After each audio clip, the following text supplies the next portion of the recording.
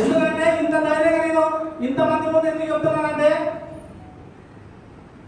ఆంధ్రప్రదేశ్ రెడ్డి సంఘం కోసం కానీ, గతంలో ఉమ్మడి ఆంధ్రప్రదేశ్ రెడ్డి సంక్షేమ సంఘం కోసం కానీ నేను చేసిన వ్యాపారాలు మీ అందరికీ ఈ మధ్య కాలంలో ఈ 2-3 ఏళ్ల నుంచి నరేష్ రెడ్డి తెలిసి ఉండొచ్చు.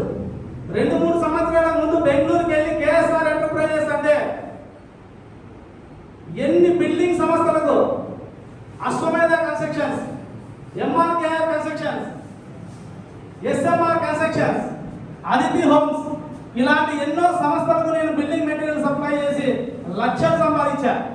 ఆ లక్షల్లో దాదాపు అంటే ఒక 20 నుంచి 25 లక్షలు కేవలం నా రెడ్డి సంఘం కోసం తిరగడానికి మాత్రమే, తిరగడానికి కావచ్చు, లేదంటే ఏదైనా సంఘం కార్యక్రమాలకు కావచ్చు, కష్టపడేదానికి డబ్బులు ఖర్చు పెట్టేది.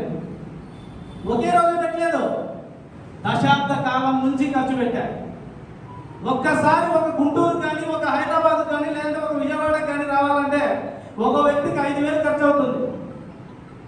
రెట్ల సంక్షేమం కోసం, రెట్ల సమస్యలను ప్రజాప్రతినిధులతో కావచ్చు, నాయకులతో కావచ్చు, మేధావులతో కావచ్చు చర్చించడానికి, ఉద్యోగాల గురించి చర్చించడానికి, వ్యాపారవేత్తల దగ్గరికి ఇలా ఎన్నో సార్లు నా వ్యక్తిగతంగా నేను పర్యటనలు చేశా. ఈ విషయం ఇక్కడ ఉండే వాళ్ళకి తెలుసు, నా సోషల్ మీడియా చూసుకుంటే వాళ్ళకి కూడా తెలుస్తుంది. ఎక్కడా కూడా నేను నిజాయితీ పరునని నేను చెప్పుకోవాల్సిన అవసరం లే. ఈరోజు చెప్తున్నా, వినాయక చవితి లోపల ఎవరన్నా కానీ నా వ్యక్తిగతంగా వ్యాపార లావాదేవీలు నాకు ఉండొచ్చు. నేను చెప్తున్నా, నా వ్యక్తిగత వ్యాపార లావాదేవీల్లో కావచ్చు, లేదు అంటే నా యొక్క ఆర్థికంగా వ్యక్తిగత ఆర్థిక సహకారం కావచ్చు, దీనిలో మాకు విభేదాలు ఉండొచ్చు ఎవరితోనా, అది ప్రతి వ్యక్తికి ఉంటాయి, వ్యాపార పరంగా కానీ ఆర్థిక పరంగా కానీ. సంఘం ద్వారా నరేష్ రెడ్డి ఈ విధంగా చేశాడు అనేది మనకు పూర్తిగా అవాస్తవం. దాన్ని నిరూపించిన వాళ్ళకి నా పేరు మీద ఎంత ఆస్తుందో ఆ ఆస్తి మొత్తం రాయించడానికి కూడా నేను సిద్ధంగా ఉన్నా. ఇదే వేదిక మీద నుంచి చెప్తాను. ఇంకో విషయం, మన సంఘాలలో కూడా ఒక మాట మార్చుకోవాలి.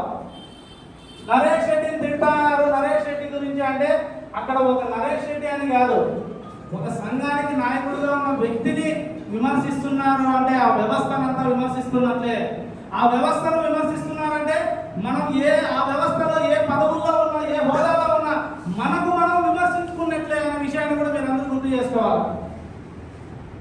కాబట్టి ఎవరేమనుకున్నా నేను వెనకడుగు వేయను. నాతో పాటు చాలా మంది సభ్యులు నాతో నడుస్తున్నారు కూడా.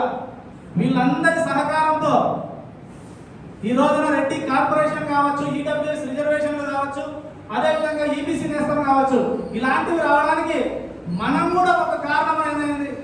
ఎంత సత్యమో భవిష్యత్తులో రెడ్డి కార్పొరేషన్ ద్వారా ప్రతి పేద రెడ్డికి సబ్సిడీ రుణాలు ఇచ్చే విధంగా ప్రయత్నం చేసి సాధిస్తామన్నది కూడా అంతే సత్యమని ఈ సందర్భంగా తెలియజేస్తున్నారు.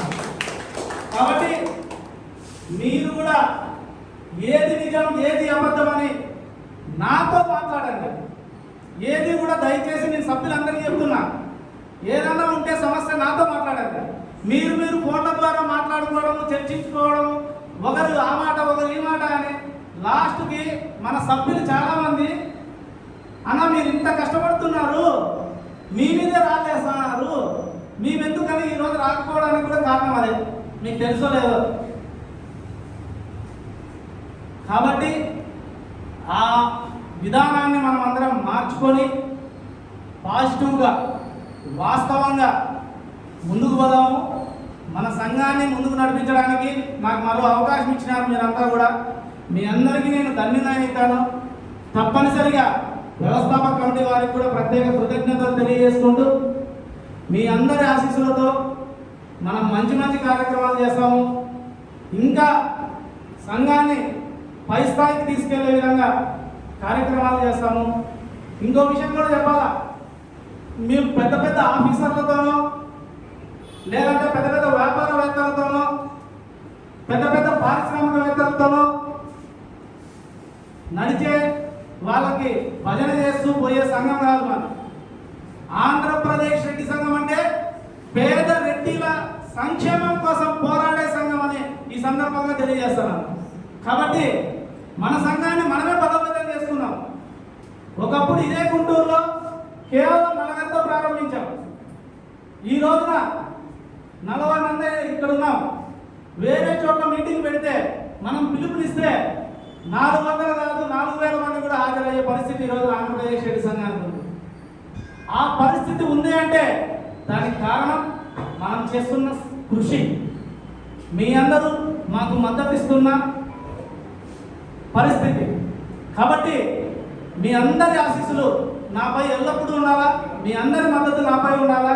మీకోసం నేను కూడా ముందుండి నడుస్తాను. ఇప్పటి నుంచి మనం ప్రతిరోజు కూడా, ఈరోజు చాలా మంది పదవులు తీసుకునే వాళ్ళు పెళ్ళిళ్ళు ఉన్నాయనో లేదంటే కొన్ని శుభకార్యాలు ఉన్నాయని సోషల్ మీడియా ద్వారా మన సంఘానికి తెలియజేశారు. వారందరితో కూడా మళ్ళా ఒకసారి అనంతపురంలో కావచ్చు లేదంటే వేరే చోట కావచ్చు ఒక మీటింగ్ ఏర్పాటు చేస్తాను. ఆ రోజున